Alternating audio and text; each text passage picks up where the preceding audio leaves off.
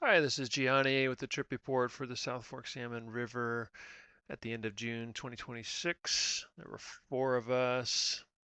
Drove up in the beautiful sunshine, warm temps, and then it rained for 3 days. So the gauge jumped from 2.6 feet up to 3.5 feet. A lot of the tributaries coming in. We're pushing a lot of water down.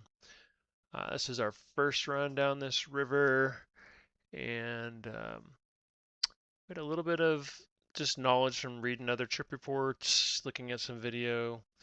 Um, it's definitely an intimidating river. There's said a lot of class fives. It's just super remote, very busy, which made it a lot of fun. I think at these flows, there's a few different lines to take in most of the rapids, which was nice. So I like to explore, do things a little different, and don't mind experimenting, see what works and what doesn't. So everybody else kind of went far left. I decided to work my way to the right. It's definitely a lot more work getting between those two large rocks at the top there, but it was fun, and the line went in the end. A lot of them do go again at this flow, so that was nice. There's a lot of this just kind of boogie water, read and run, boulder gardens. It's a very busy river. So again, you can just pick your way through, sliding side to side, punching holes, avoiding pin rocks. A lot of options, and we're all pretty competent. All take turns leading, which was nice, and we're all pretty comfortable with each other. We've done a lot of trips together, so that was nice to have a solid crew down this for our first time. We had a plan to go about 14 miles. It's a nice big sandbar on the left. It's actually more of a gravel bar, but with some sand. So we did end up camping there. There was a crew putting on right behind us of 6 catboaters from Washington. We waved them in. They camped right down the beach from us, and we got to hang out with them around the campfire and tarp to try to stay dry. And it's fun to hear their stories. They had run this river for the last 10 years, almost every year, and so they had a lot of good stories. And it was fun to get to know folks that were on this stretch.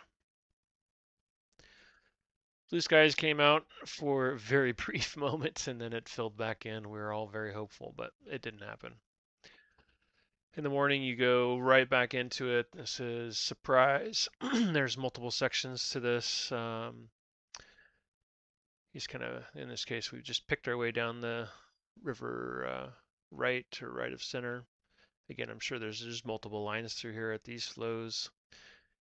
You're really just trying to avoid the big holes. And then the middle part of surprise or lower part of surprise is more of a left of center line, seemed like, where you can go far left. It looks like it was well.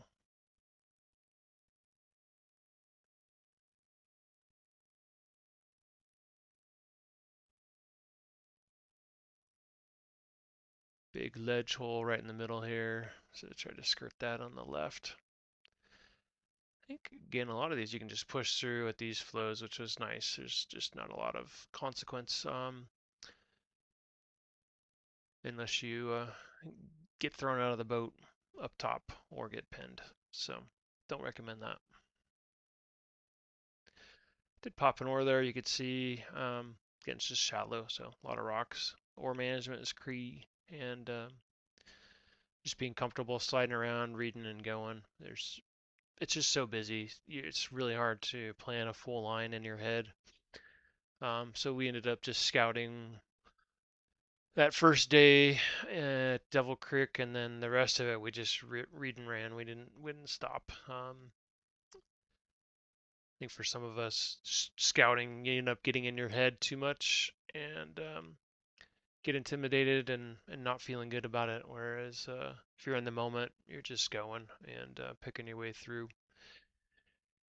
Here, there's a nice line down the left, and the problem with that though is it feeds you right into a giant hole at the bottom. So I try to jump momentum quite a bit and then skirt this hole. I'm sure we could push through it, but didn't want to attempt that. So a lot of back ferrying, a lot of slowing down. Again, right after Elk Creek, there's a big long boulder garden. Pick your way through, and at the very bottom there, you can see there's a couple cabins or big canvas tents, tarps. I think that was a Forest Service camp down there in the bottom right.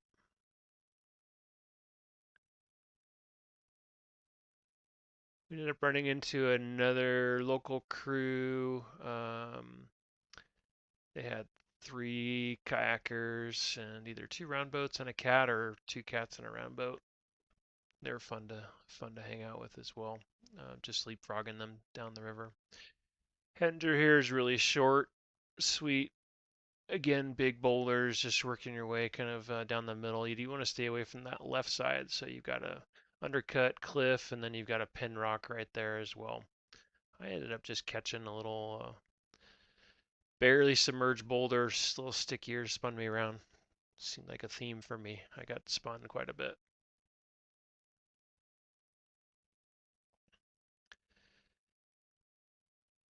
The kayakers there were eddied out, looking at greyhound. There's a lot of flat water, and then all of a sudden you see the horizon kind of drop.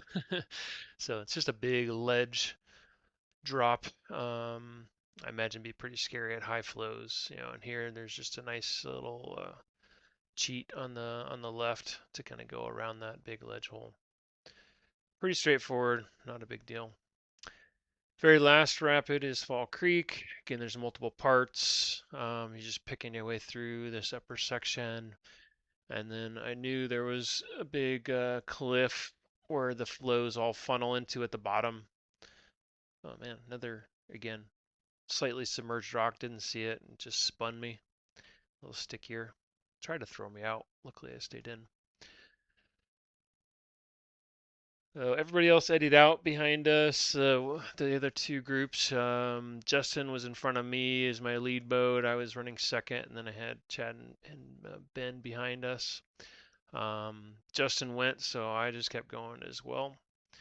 It'd be tough to scout this. It's a painful rock garden you can see there on the left to walk all the way down. It's a very long rapid again.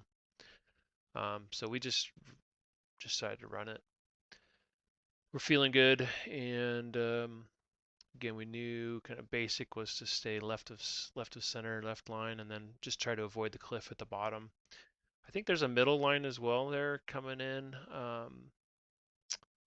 but it looked like it was more in the flow and was be tough to dump momentum, so we just decided to stay on the left side.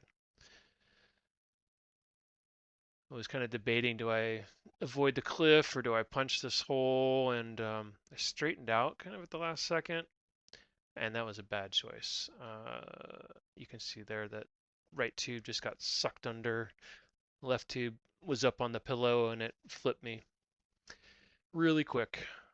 Everybody else that we ended up seeing run it behind us were all angled straight into the cliff, and as long as you're pointing into the cliff, they all had good lines and did a good job.